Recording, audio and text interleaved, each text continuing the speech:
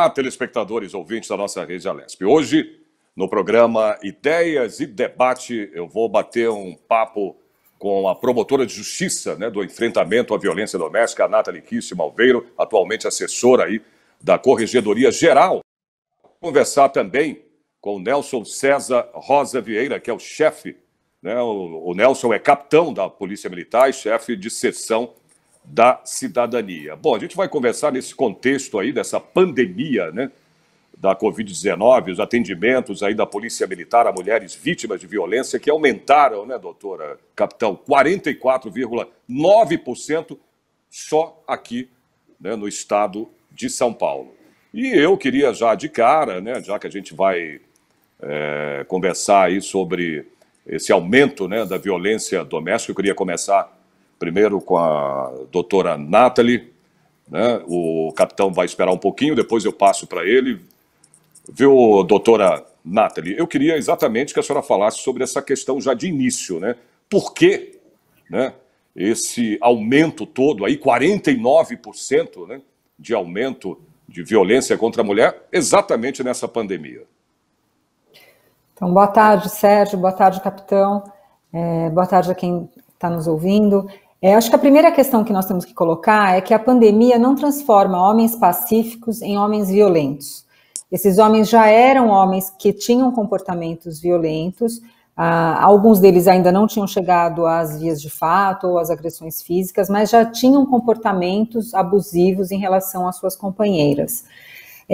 O problema da pandemia é que agora a gente está vivenciando 4 situações que aumentam em muito o risco de violência doméstica. Então, o primeiro é o isolamento, Então, nós estamos numa situação de isolamento social, em que as pessoas não podem sair para trabalhar, não podem sair para a escola, para frequentar os lugares que sempre frequentavam, não podem visitar a família. Então, isso já é uma situação que já deixa a mulher mais fechada dentro de casa, no caso, com o companheiro, o marido agressor. O segundo ponto que a gente tem que levar em consideração, que é um fator de risco normalmente que está acontecendo agora, é o controle. Além dessa mulher estar isolada dentro de casa, esse agressor também está dentro de casa.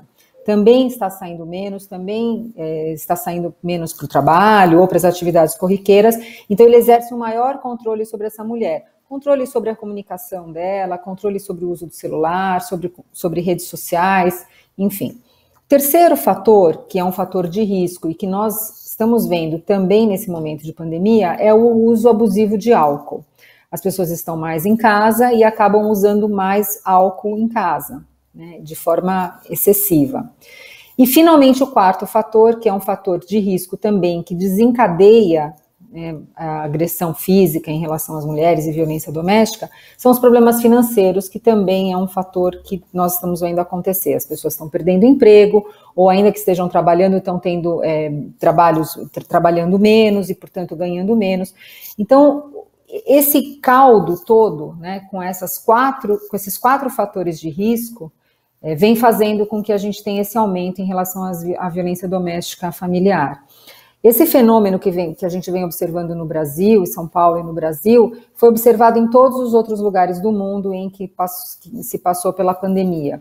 Então, já lá atrás, em janeiro, a gente já tinha notícias de que na China havia ocorrido um aumento em relação aos casos de violência doméstica. Depois, na sequência, Itália e Espanha também tiveram casos de aumento. França tiveram casos de aumento. E, obviamente, chegou no Brasil, foi a mesma situação, porque, infelizmente, o fenômeno da violência doméstica ele é um fenômeno cruelmente democrático. Ele atinge mulheres de todas as classes sociais, de todos os níveis sociais, de todos os níveis intelectuais.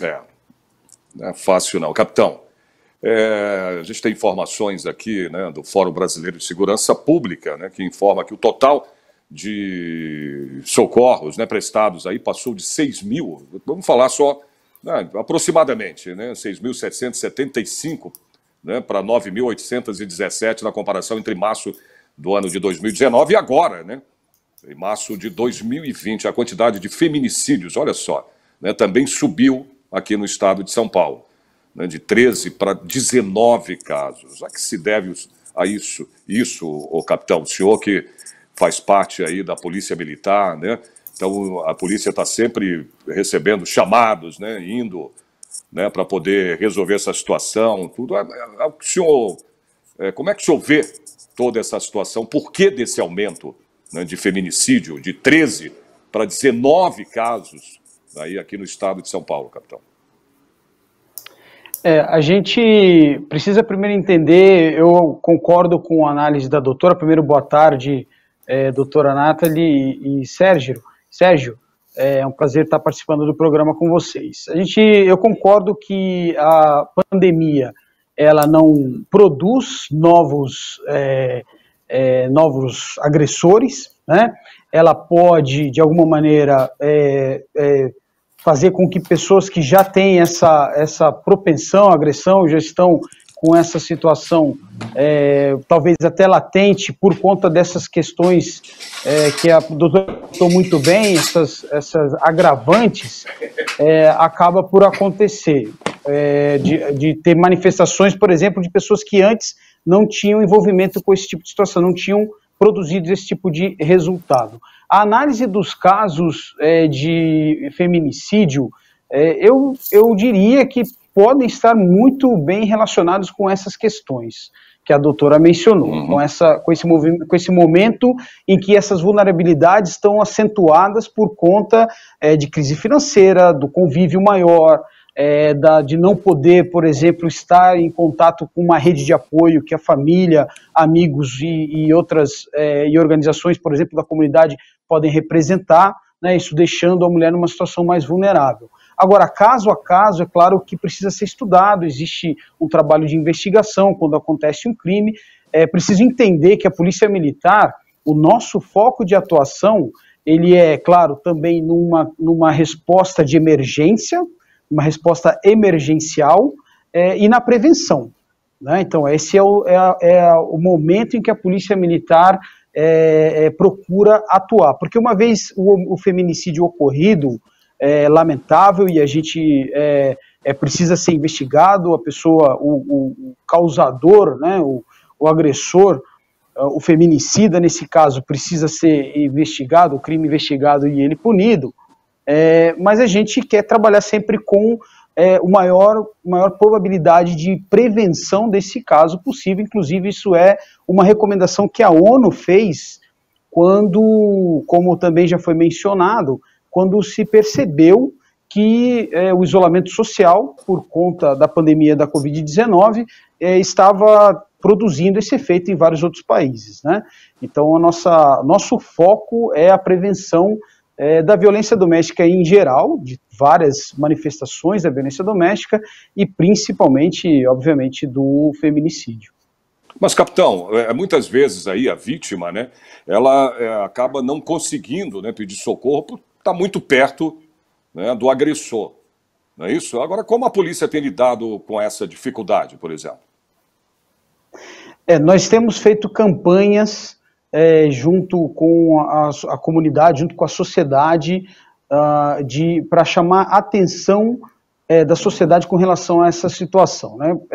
Só para contar um histórico desse trabalho, para que a gente possa entender como ele agora está sendo, de certa maneira, flexibilizado até pela Polícia Militar, para poder responder a esses desafios que a pandemia nos apresenta, né? Que o isolamento, que essa dificuldade de comunicação com a Polícia Militar acontece ou ocorre por conta do isolamento. Já do ano passado, a Polícia Militar tem se preocupado com essa questão, com a questão da violência doméstica em geral, e lançou alguns programas, algumas iniciativas, tanto visando a resposta emergencial mais rápida e de qualidade, qualificada para mulheres já vítimas de violência. Em algum momento a gente, se tiver oportunidade, a gente fala disso. Eu estou falando aqui especificamente do aplicativo para celulares SOS Mulher, né? E também um programa que foi lançado, foi o planejamento no ano passado, lançado no começo desse ano, que se chama Lar Mais Seguro, que é um programa que tem uma das faces desse programa é exatamente a questão da prevenção da iniciação, da ativação de uma rede de apoio. Então eu diria que, tentando voltar para a sua pergunta, nesse momento agora, é muito importante que as pessoas estejam atentas a sinais de violência que possam estar ocorrendo com pessoas próximas a si, né? Então, vizinhos, parentes que moram perto ou que têm contato em algum momento podem perceber qualquer sinal de que violência esteja acontecendo. Estando isso acontecendo, é importante de pronto informar os serviços de emergência. A Polícia Militar é um deles que pode em algum momento se deslocar e prestar o socorro necessário. Mas é isso, trabalhar a questão da prevenção de maneira consistente. A Polícia Militar tem vários programas, tem o Vizinhança Solidária, os CONSEG, que estão atuando ainda que através, por meio de ferramentas tecnológicas, né, isso é muito importante. São ferramentas, são espaços em que a pessoa pode procurar ajuda e essa ajuda chegar a quem pode, de fato, prestar um atendimento, melhor que não seja o emergencial, mas também emergencial, se for necessário, a Polícia Militar vai poder fazer. Agora, doutora, os casos de violência doméstica, né, também, claro, a gente percebe, aumentaram aí no Ministério Público, né, ou seja, as denúncias, elas estão seguindo aí o curso ou, né, a senhora percebe que ainda tem muitas mulheres receiosas no caso de fazer a denúncia, né, da agressão? Então, eu acho que são duas questões diversas, né? O momento pandemia e o momento, digamos, de normalidade. Eu acho que nesse momento de pandemia, inicialmente, o que nós observamos foi uma redução drástica no registro de ocorrências. Então, essa mulher que antes podia sair de casa, aproveitar uma saída do lar, por exemplo, para ir para o trabalho, para ir para a escola, para registrar a ocorrência, ou para pedir auxílio, passou a não ter mais essa possibilidade. Então, ela se viu fechada dentro de casa, com o agressor sofrendo violência doméstica, sem poder pedir auxílio. Então, nesse primeiro momento, a gente está falando ali de março e abril, houve uma redução muito drástica nos registros de ocorrência. E a partir de meados de abril, esses registros começaram a ser feitos. Então, algumas iniciativas ajudaram muito. O boletim eletrônico, por exemplo, o registro de boletim de ocorrência de forma eletrônica ajudou bastante a que essa mulher pudesse, então, fazer esse registro da ocorrência. A gente fez uma divulgação muito grande das formas de denúncia, né, mesmo em épocas de pandemia, enfim, desde noticiar que as delegacias estavam em funcionamento, que os serviços de apoio à mulher, a Casa da Mulher Brasileira estão em funcionamento, até a divulgação do boletim eletrônico, para que essa mulher, então, pudesse voltar a pedir medidas protetivas. Mas nós tivemos, inicialmente, uma redução de quase 70% dos pedidos de medidas protetivas, e agora nós estamos com um aumento de 29% de medidas protetivas, ou seja, essas possibilidades de registro de ocorrência novas, né, chegaram às mulheres. Por exemplo, também, que eu queria saber, a Justiça, doutora, ela tem meios aí de interceder, né, nesse caso aí, né, da mulher ser agredida, né, está sendo agredida, ela tem meios aí para tirar a mulher de casa e mandar para um abrigo? Então, Sérgio, essa pergunta é muito importante, ela é muito relevante, porque a gente tem essa sensação, né, as pessoas têm essa sensação de que não adianta nada fazer a denúncia, de que não acontece nada com o agressor, né, porque muitas vezes realmente ele não vai preso, porque a pena não é uma pena alta que permita se manter esse agressor preso, né, salvo em situações excepcionais. Então, o capitão pode, por exemplo, ele deve ter várias histórias de ocorrências em que ele foi chamado, ocorrências de violência doméstica, e quando ele chegou, a mulher na hora já desistiu. Entretanto, o que é importante a gente falar é que mulheres que têm medidas protetivas morrem menos. Então, a maioria dos casos de feminicídio são de mulheres que nunca registraram nenhuma ocorrência. Não que elas não vinham sofrendo violência, elas vinham sofrendo violência há muito tempo, mas elas não registravam a ocorrência, portanto, elas não tinham medidas protetivas. Poucas são as mulheres que morrem vítimas de feminicídio com medida protetiva.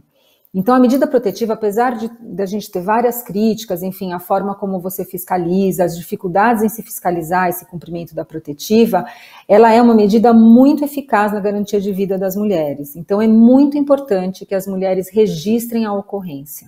A gente sabe de todas as dificuldades que existem para uma mulher romper o silêncio e fazer o registro dessa ocorrência, e se expor, né, de uma certa forma, expor a família, mas é muito importante que ela faça isso, porque a medida protetiva e o registro próprio, só o registro da ocorrência, já salva a vida de muitas mulheres. Então, doutora, então tem muitos casos, né, em que nós tivemos aí um projeto de lei aprovado agora aqui na Assembleia, o 350 de 2020, que um dos artigos versa exatamente da ajuda, né, para essas mulheres que sofrem violência doméstica, né, do poder público dar um abrigo a elas. Isso são vários artigos aí desse projeto para que beneficie, né, essas mulheres agredidas por seus companheiros nessa violência doméstica. Eu não sei se o capitão vai concordar comigo também, mas muitas vezes, doutora, a mulher tem a medida protetiva e mesmo assim, a senhora disse, as mulheres que não denunciam correm mais riscos, né? Mas mesmo ela denunciando e mesmo com a medida protetiva, né, ela acaba sofrendo, né, violência e muitas vezes levando aí até a morte dela, né?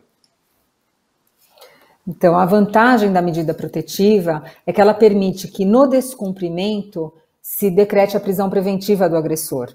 Então, isso é muito importante. A mulher, ela tem a medida protetiva. Se o agressor vier descumprir, nós temos, então, um meio legal de pedir a prisão preventiva desse homem.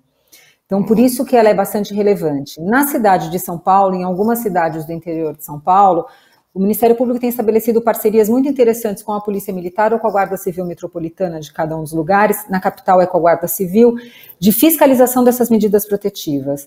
Então, a partir do momento que a mulher consegue uma medida protetiva, ela vai para um banco de dados da Guarda Civil Metropolitana, aqui na capital, em algumas cidades, e a Guarda Civil passa a fazer uma busca ativa, digamos assim, passa a ir à casa dessa mulher e verificar se essa medida está sendo cumprida. Em alguns casos, eles surpreendem, por exemplo, o agressor na casa, em flagrante descumprimento dessa medida protetiva. Então, nesse caso, ele pode ser até levado em prisão em flagrante por conta do descumprimento, porque agora existe um tipo legal que é descumprir medida protetiva. Então, nesse aspecto é muito importante. Em relação ao abrigo que você falou, claro que é de muita importância que o Estado proporcione, né, lugares para essas mulheres.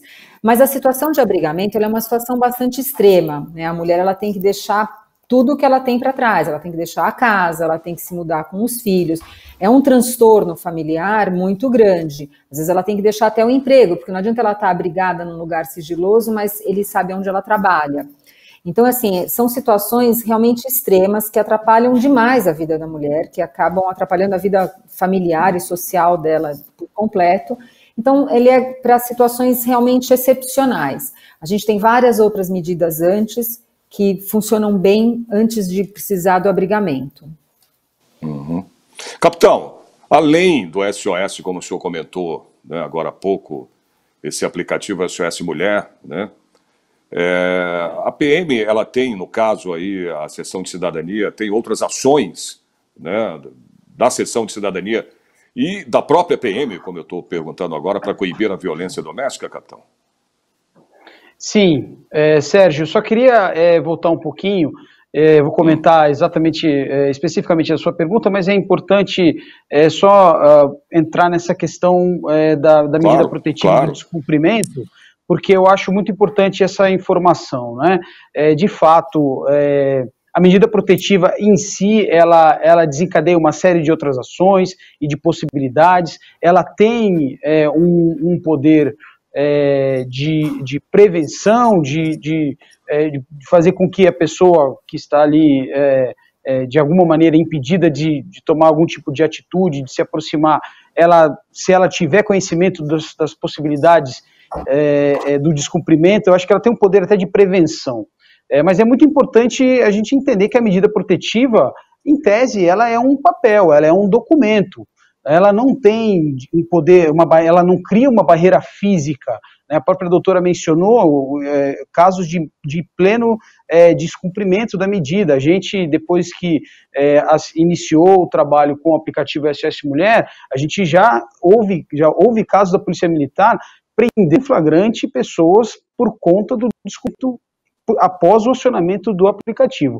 Então, uma coisa que a gente gosta de deixar muito bem frisado é a importância desse outro serviço, de mais esse serviço que a mulher que tem a medida protetiva, ela pode ter a seu favor, que é o serviço do aplicativo SOS Mulher. Então, mulheres que possuem a medida protetiva, no estado de São Paulo, elas têm esse serviço à sua disposição, e é muito importante que elas conheçam, porque é um serviço que agiliza, ele torna mais célere, mais direcionado o serviço de atendimento, principalmente se for uma situação de emergência, por ser georreferenciado. Então, a pessoa que tem a medida protetiva e tem o aplicativo, quando ela aciona o aplicativo pelo botão de socorro, né, pelo botão de emergência, aquele acionamento vai indicar exatamente onde ela está e vai informar a viatura que estiver mais próxima, para que a viatura de polícia militar possa se deslocar. Isso pode fazer diferença entre a vida e a morte, num caso extremo, né? Então, eu queria só deixar isso claro para que a gente tenha mais essa informação, principalmente para pessoas que possam estar nos assistindo e estejam nesse tipo de situação. Como eu te mencionei no começo, algumas das iniciativas que a Polícia Militar tem adotado, a gente tem focado principalmente na questão da prevenção, de uma prevenção qualificada, de uma atuação de proximidade com a sociedade. O Lar Mais Seguro é o programa que busca colocar num guarda-chuva de ações, num grupo de ações concatenadas, várias iniciativas da Polícia Militar. O aplicativo é um deles. As patrulhas Maria da Penha, por lei, a partir desse ano, são obrigatórias no âmbito do Estado de São Paulo, no âmbito da Polícia Militar. Já havia iniciativas em várias outras unidades, iniciativas localizadas de algumas unidades da Polícia Militar em algumas localidades do Estado de São Paulo, e agora com a lei desse ano, até deixa eu ver se eu me lembro exatamente do número da lei aqui, se eu não me engano é 17260 de março desse ano, né? A Polícia Militar, então, está integrando entre os serviços que ela presta, a Patrulha Maria da Penha também. Tudo isso concatenados dentro do programa Lar Mais Seguro. O Lar Mais Seguro, ele é um programa que tem essa dupla face, como eu cheguei a mencionar, não expliquei ainda, mas para a gente ter uma ideia, a parte de atendimento, já depois de uma situação ocorrida, mais humanizada por parte dos policiais. Então, essa primeira face tem o objetivo de capacitar os policiais para entenderem as dinâmicas relacionadas à violência doméstica. Então, todas essas questões, até que a doutora já mencionou, a questão de uma dependência até emocional, econômica, financeira, a questão do controle, o perigo que se tem de atender uma ocorrência de maneira não sensível e fazer com que a mulher, por exemplo, se sinta até revitimizada, se eu puder usar essa palavra, por uma atuação não sensível por parte do policial. Então, esse primeiro aspecto, esse primeiro objetivo do programa busca sensibilizar os policiais militares, dar ferramentas para que eles tenham capacidade de ter um atendimento, de dar um atendimento mais humanizado e mais sensível nesse tipo de situação. O outro aspecto dessa medida é exatamente o engajamento social, o engajamento com a sociedade, de maneira a aglutinar a sociedade em torno do tema, por parte dos policiais militares. Então é a ideia da gente, pela prevenção, quebrar o silêncio, trazer à tona essa discussão nos diversos fóruns que a Polícia Militar tem entrado em contato com a sociedade. Isso pode acontecer, por exemplo, em CONSEGs, Conselhos de Segurança, pode acontecer em reuniões de pais e mestres de escolas, clubes de serviço, reuniões de ONGs. O policial, então, ele vai estar preparado para agir dessa maneira, por meio de palestras, trazendo essa questão à tona e trazendo as possibilidades de conhecimento da rede de apoio para as mulheres que estiverem nessa situação. Então, essas são as atividades, e como eu falei, concatenando tudo isso com as patrulhas Maria da Penha, e também com o uso de tecnologia. Isso é uma situação que está em estudo, para a gente, de alguma maneira, atingir pessoas que estão nessa situação por meio das ferramentas tecnológicas também. Já também, logicamente, com o objetivo de prevenção. Pois é, doutora, o capitão falando em seguro, né, uma coisa está segura, mas a gente pensar, eu assisto aos programas aí da Discovery, impressionante, né, o lar deveria ser o lugar mais seguro, né, né, capitão? É impressionante, gente. Exato. Onde deveria ser mais seguro é exatamente o seu lar, né? Eu acho que essa é uma das questões da violência doméstica, né, a violência doméstica, e é claro, as mulheres são talvez as principais vítimas, mas não são só as mulheres que são vítimas de violência doméstica, mas crianças, idosos. Crianças também, e aí é que entra esse lado cruel, que é exatamente o local onde a gente tem um abrigo das intempéries deveria estar do mais mundo, seguro, né? O lugar que exato, é exatamente a gente vê sua como casa, o seu lar. Exato, e aí acaba sendo, infelizmente, né? Sim, eu costumo doutor. dizer que a gente ensina as nossas filhas, né, a tomarem cuidado na rua, tomar cuidado com o beco escuro, tomar cuidado com o estranho, mas na verdade o maior medo que a gente deveria ter é da nossa filha a hora que ela tranca a porta de casa, né, a hora que ela fecha a porta. E se ela estiver com um agressor, é o momento em que ela corre mais risco, né? Eu queria fazer um comentário, assim, que é com muita satisfação que a gente vê a Polícia Militar dando esse passo, né, de capacitação do policial militar, porque o fenômeno da violência doméstica, ele realmente é diferente. As pessoas às vezes não entendem, e a gente vê sempre em comentários a notícias, né? Eu tenho esse péssimo hábito de entrar nos comentários das notícias, e a gente vê as pessoas falando, mas apanha porque gosta de apanhar, essa mulher também mereceu, né? Então, assim, o policial, ele é aquele que chega primeiro na ocorrência, né? O promotor vem muito depois, o juiz vem muito depois. O policial militar, ele é chamado pelo 190, e ele é o que primeiro ocorre ao local. Então, é muito importante ele saber como ele vai atuar naquela situação de violência doméstica.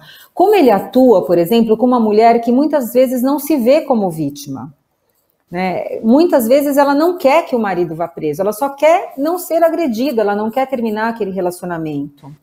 Então, assim, essa abordagem inicial é muito importante. Como o policial vai fazer, como o policial vai deixar aquela mulher, primeiro fazer aquela mulher entender que ela realmente está numa situação de risco, porque às vezes essa mulher ela não identifica o risco que ela está sofrendo. Então o policial tem que fazer essa mulher entender que ela está numa situação de risco, ele tem que convencê-la a tomar uma atitude, ao mesmo tempo entender a dinâmica daquela família, ver como é que ele vai tratar aquele assunto, enfim, tratar do agressor que às vezes está muito violento, às vezes por conta do uso de drogas ou álcool, ou mesmo drogas ilícitas, ele está extremamente violento, várias vezes ele agride o policial também. Então, enfim, tem toda essa dinâmica que ele tem que lidar. E é muito reconfortante a gente saber que a Polícia Militar tem feito esse trabalho, né, de capacitação dos policiais, enfim. A questão do lar seguro é muito interessante o nome, porque a gente sabe que a violência doméstica ela tem um caráter que a gente chama de transgeneralidade, ou seja, ela passa de geração para geração.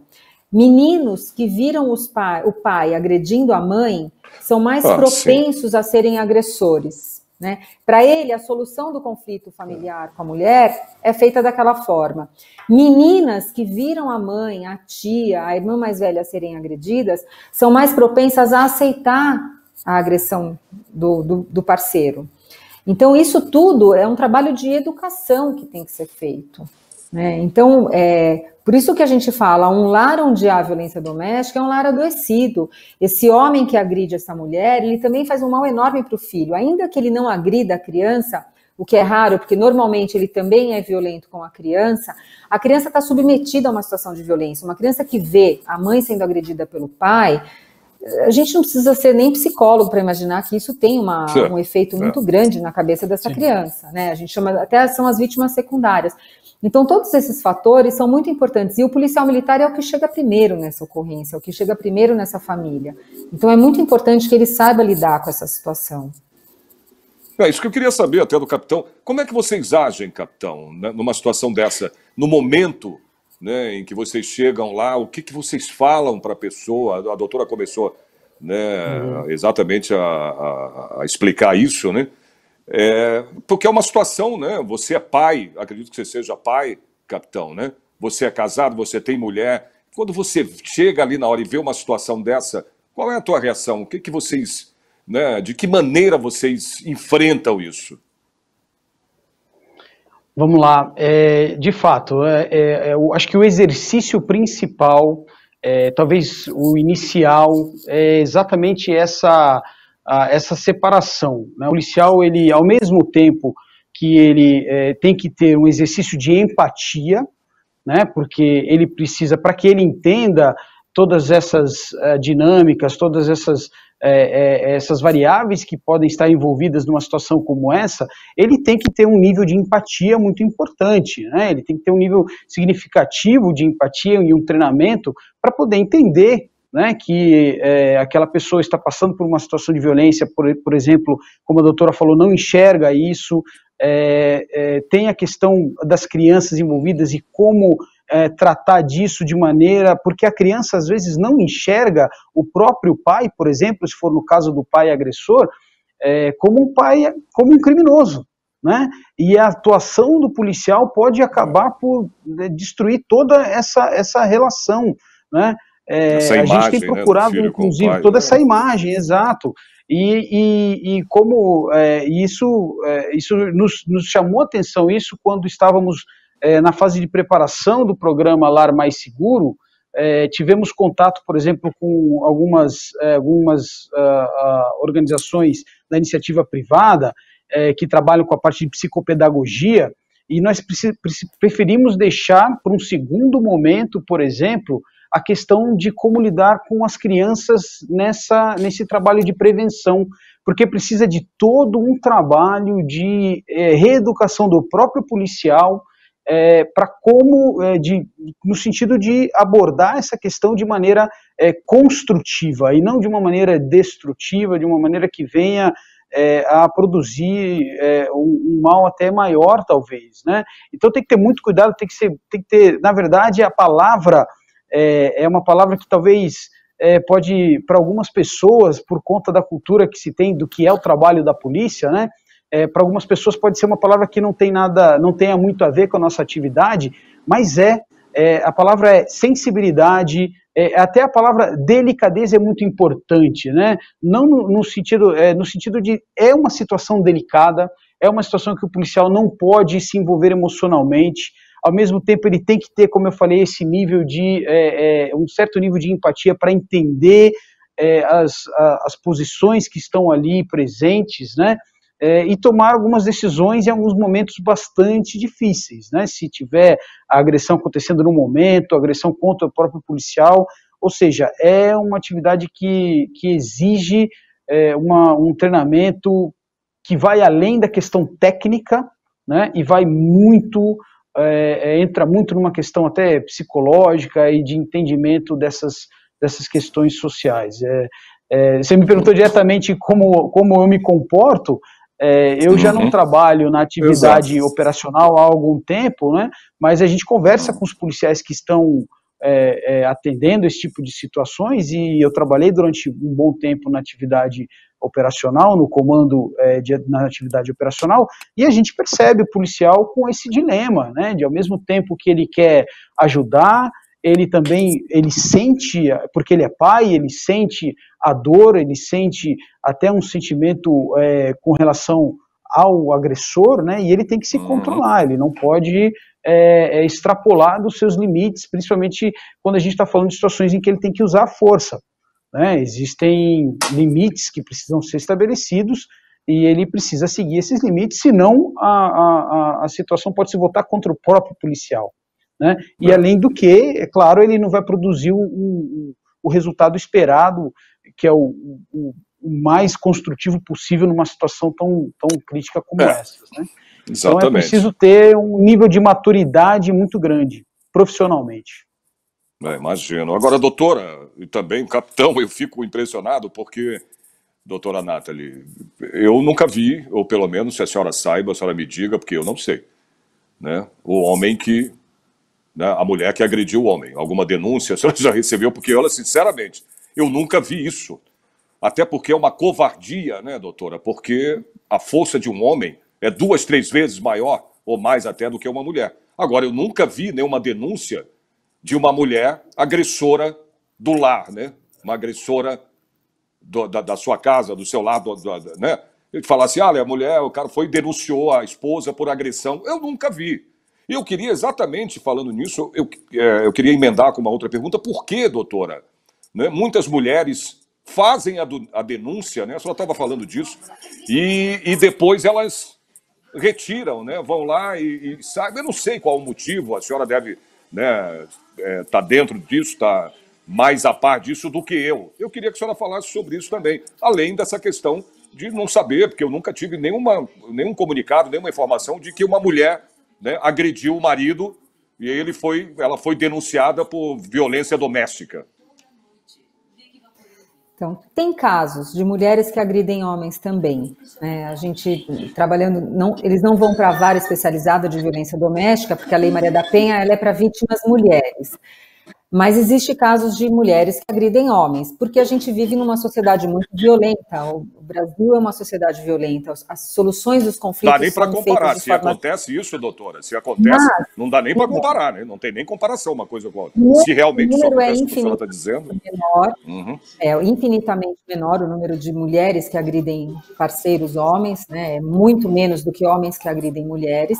Obviamente, a mulher, em regra geral, ela é menos forte, ela tem menos força do que o homem, então numa agressão de uma mulher contra um homem, o dano físico vai ser muito menor do que o dano que ocorre quando um homem agride uma mulher. E o que acho que diferencia é que uma mulher, quando ela agride um homem, é uma situação isolada, ela não vem num contexto de violência doméstica, ela não vem num contexto de machismo, né, que a gente encontra nas situações de violência doméstica de homens contra mulheres. Então, normalmente, numa situação de violência doméstica de homens contra mulheres, a gente tem uma situação de dominação. A gente tem aquele homem que acha que aquela mulher é propriedade dele, né, que ele pode agredir porque ela é a mulher dele. Às vezes, em interrogatório, a gente, né, pergunta para o réu, por que o senhor agredia a sua esposa? Ele fala assim, porque eu posso, porque ela é minha mulher.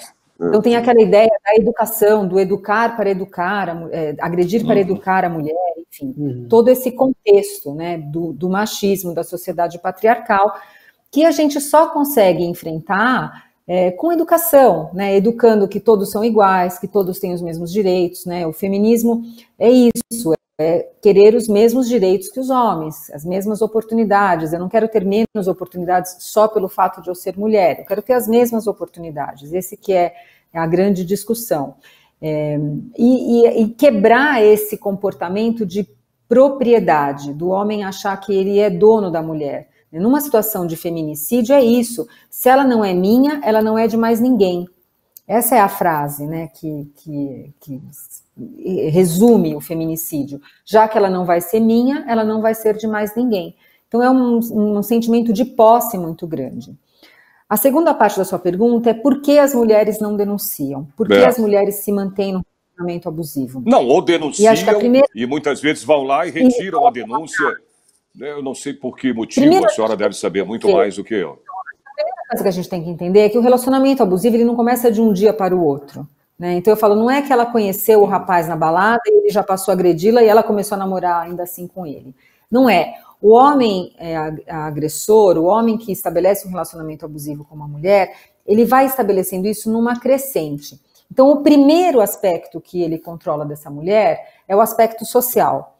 Então ele faz essa mulher romper com todos os relacionamentos sociais. Então a amiga, melhor amiga, ele implica, essa sua amiga, não sei, ela, às vezes eu acho que ela dá em cima de mim, já planta uma sementinha, já afasta essa mulher, essa sua amiga não é uma boa companhia.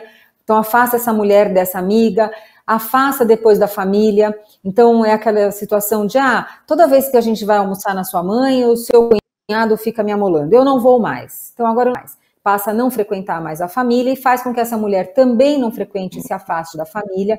Então ele começa a criar um isolamento social dessa mulher. O segundo passo, ele é um homem que, obviamente, ele demonstra os ciúmes de uma forma positiva, né? Então é aquela situação, puxa, mas você vai para a faculdade à noite, é tão perigoso, não é melhor você trancar a faculdade? Então ele começa a minar o crescimento profissional dessa mulher. Ou então a mulher tem um trabalho e ele comenta, puxa, mas para que você vai trabalhar para ganhar tão pouco? A gente vai gastar com a funcionária aqui na casa, com uma babá. Não é melhor você largar o trabalho? Então ele começa a implicar com aquela situação de trabalho. Ele faz com que essa mulher perca a autonomia financeira. Isso vai num crescente até chegar no ponto em que começam as agressões físicas. E aí, no momento em que a agressão física começa, essa mulher ela não tem mais amigos, ela não tem mais os parentes próximos, ela não tem mais uma formação escolar, ela não tem mais uma profissão. Então ela está numa... E nem autoestima, né, doutor? De muita e nem autoestima, muito menos. A questão da autoestima é outra, né? O que a gente ouve das vítimas é que eles falavam, você dê graças a Deus que você me tem, porque se não for eu, você vai morrer sozinha, você não vai ter mais ninguém. E ela se vê realmente sozinha. Muitas vezes essa mulher, ela, por exemplo, numa primeira agressão, ela aciona a polícia, aciona a família, todo mundo socorre, ajuda, ele volta, pede desculpas, por favor, eu não vou fazer mais, que é o ciclo da violência. A família se volta contra ela, fala, quer saber? Então a próxima vez você nem chama a gente. Às vezes em cidades pequenas, a própria autoridade policial acaba não dando mais atenção para essa mulher, né? Porque já uma vez ela foi na delegacia, voltou atrás, na segunda vez ela foi na delegacia, voltou atrás, na terceira vez o escrivão fala, a senhora nem vem fazer o boletim de ocorrência porque a gente já sabe que a senhora vai voltar atrás. Então essa situação acaba levando a mulher a ficar realmente sem saída. Ela fica completamente isolada e sem nenhuma saída. Então, o importante no trabalho com uma vítima de violência, primeiro, fazê-la identificar que ela é vítima de violência, né? Identificar que aquele relacionamento que ela sofre não é o normal, não é um relacionamento correto, né? Que apesar da mãe dela ter sofrido violência doméstica, da irmã sofrer violência doméstica, ela tem direito a uma vida sem violência. Segundo aspecto é fortalecer essa mulher, a gente usa a palavra empoderar, né? Que é botar poder nessa mulher, fazer com que ela consiga, então, trabalhar, com que ela consiga sustentar os filhos, com que ela não dependa mais financeiramente desse homem, para poder tomar um outro rumo. E, ao final, empoderar essa mulher psicologicamente, para que ela se sinta fortalecida, para que ela trabalhe a autoestima de forma que ela entenda que ela não precisa daquele homem, né? Que ela é hábil em todas as suas competências da vida, que ela pode viver uma vida sozinha. Agora, o ciclo da violência é muito interessante, porque em todas as vezes a gente vê a mesma situação. Então, ela ocorre. Primeiro ponto é a tensão. Então, ocorre uma tensão no relacionamento. Nessa fase, às vezes, ocorrem xingamentos, agressões verbais. Depois, essa tensão, ela explode numa violência. Então, agora é o problema, a questão da pandemia, né, que eu falei no começo. A pandemia não transforma homens pacíficos em agressores. Já eram relacionamentos em que ocorria essa tensão, já ocorriam algumas agressões verbais, já ocorriam algumas desqualificações da mulher. O gatilho, que foi o uso da bebida alcoólica, ou um problema financeiro, ou esse isolamento, desencadeia a agressão física. Quando essa mulher é agredida, o ato seguinte do agressor é se arrepender. E ele realmente se arrepende. Né, ele realmente está arrependido e pede perdão e fala que nunca mais ele vai fazer aquilo. Mas ele tem um problema interno que precisa ser trabalhado de outra forma, ele não vai conseguir não agir da mesma forma. Então volta para a situação 1, que é a situação da tensão. Então a mulher, quando ela volta atrás, ela está em plena situação de lua de mel. Ela está naquele momento em que o agressor está pedindo, pelo amor de Deus, olha o que nós construímos, os nossos filhos, a nossa família. Às vezes ela mora, por exemplo, na casa da sogra.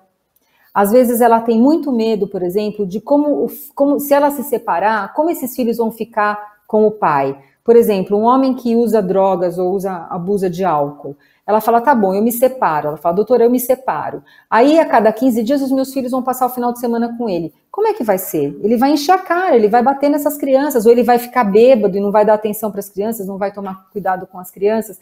Então, são fatores que, são inúmeros fatores que levam a mulher a ter esse receio e essa dificuldade em sair do relacionamento abusivo. Rapidinho, a gente já está, daqui a pouco a gente está chegando já ao final do programa. E eu queria saber do capitão. Capitão, você estava falando exatamente da questão das crianças. É isso que eu quero saber, como a doutora acabou de falar agora também. Né, elas também são vítimas, né, doutora e capitão? Constantemente aí, nesse caso, a polícia, ela costuma pedir o apoio do Conselho Tutelar, capitão, até para tirar, né, ou tentar tirar o agressor o mais rápido possível de casa?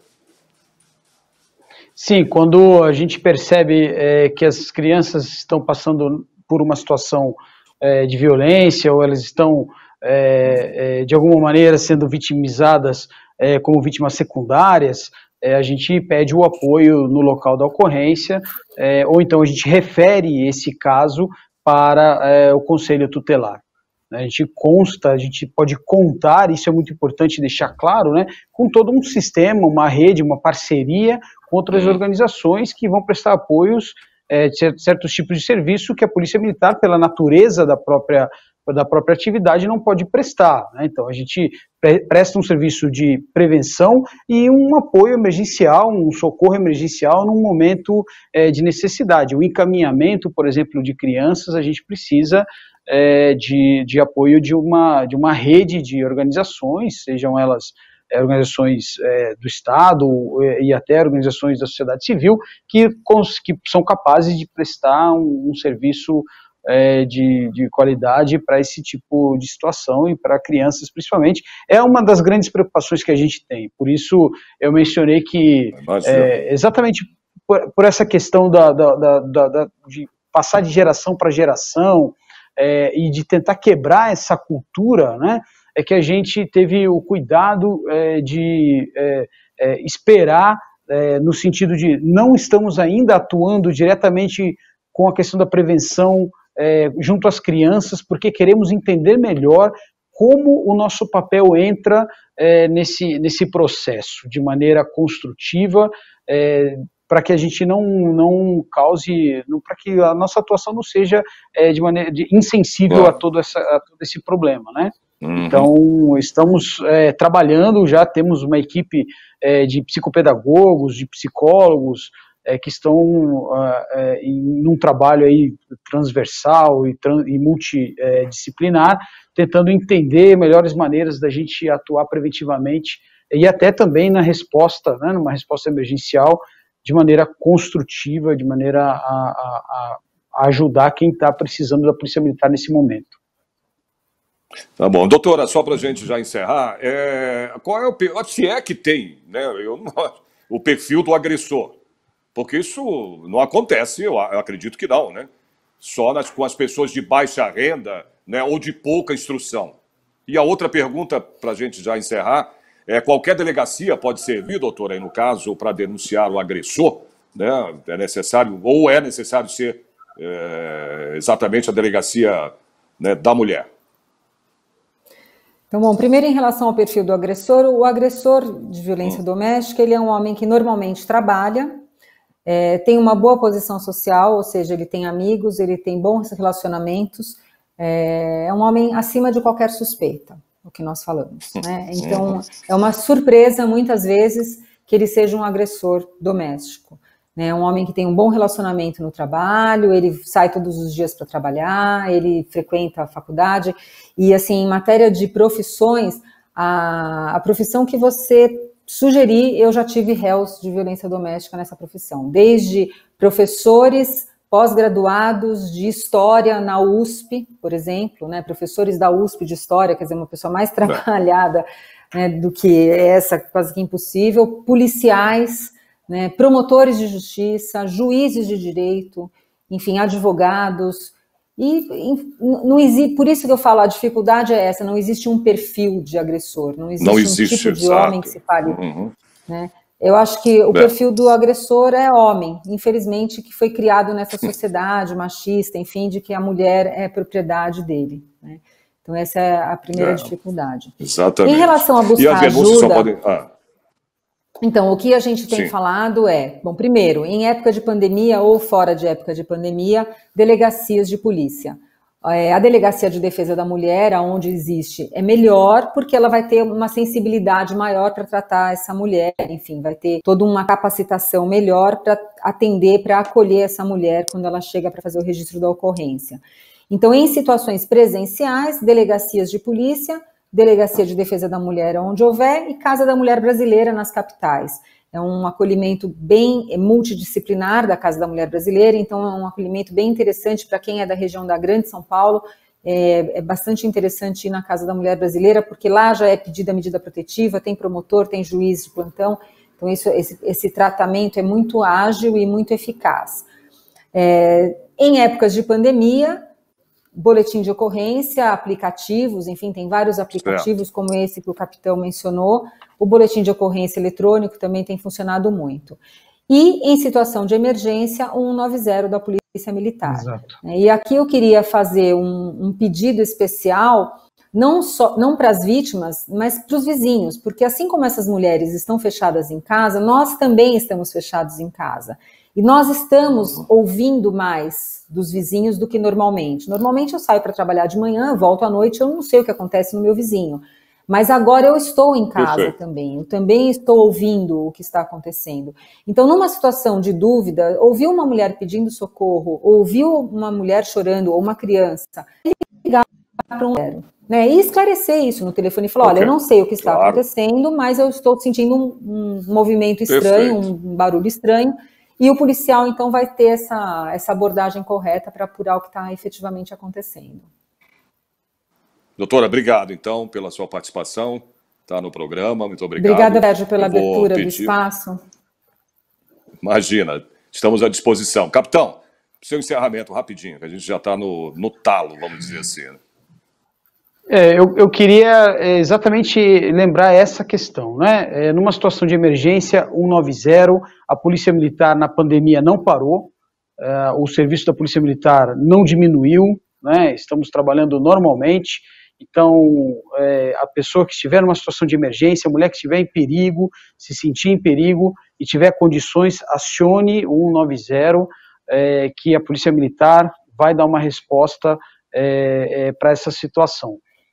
Quem tem medida protetiva, procure o aplicativo SOS Mulher, faça o download e tenha mais essa ferramenta à sua disposição para a sua proteção.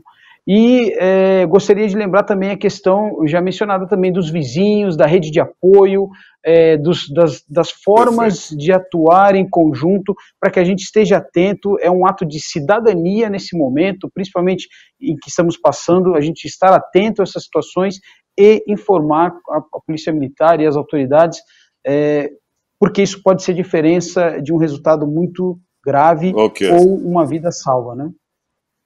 Perfeito. Obrigado, viu, capitão, pela sua participação no nosso programa. De nada, obrigado pelo espaço. Pois é, esse foi o nosso programa Ideias e Debate de hoje, falando sobre, né, o aumento da violência doméstica. Você pode acompanhar o programa aí através das nossas redes sociais, no YouTube e também na nossa programação, né, no canal 7 da NET, ok? Espero vocês no próximo programa. Até lá.